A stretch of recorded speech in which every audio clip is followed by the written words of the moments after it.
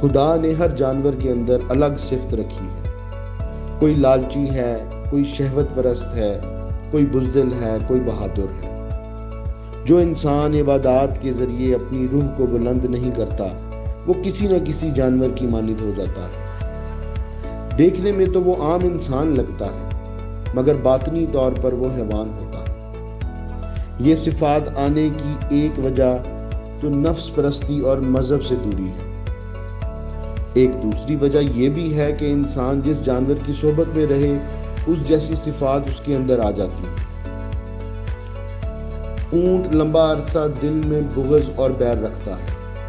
اونٹ چرانے والے، دوڑانے والے اور استعمال کرنے والوں میں بھی یہی صفت آ سکتی ہے۔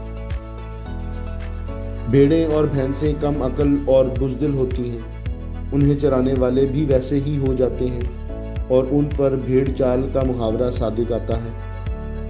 ایک بھیڑ غلطی سے جدھر بھی جا رہی ہو، باقی اس کا پیچھا کرتی ہے۔ جو لوگ جانوروں کی طرح سادہ لو ہوتے ہیں، چالاک لوگ انہیں جانوروں کی طرح ہانک کے کبھی کہیں لے جاتے ہیں، کبھی کہیں۔ اسی طرح گھر میں کتے بلیاں پالنے والے اکثر لوگ باطنی طور پر ویسے ہی ہو جاتے ہیں۔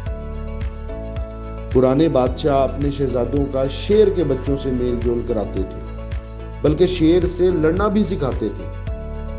شیر کی قربت میں رہ کر شہزادے بھی بہادر، دلیر اور جنگجو بن جاتے تھے۔ اسی طرح سور کے بارے میں مشہور ہے کہ یہ اکثر جنسی عمل میں مصروف رہتا ہے۔ اس کا گوشت یقیناً اسی لیے حرام کیا گیا ہے۔ سور پالنے والے، چرانے والے اور اس کا گوشت کھانے والوں کے دماغ میں بھی ہر وقت سیکس چلتی رہتی ہے۔ بہترین لوگ وہ ہیں جو پرندوں کا گوشت کھاتے ہیں اور فرشتوں والی صفات اپناتے ہیں۔ ان کی روح اور سوچ ہمیشہ بلند رہتی ہے۔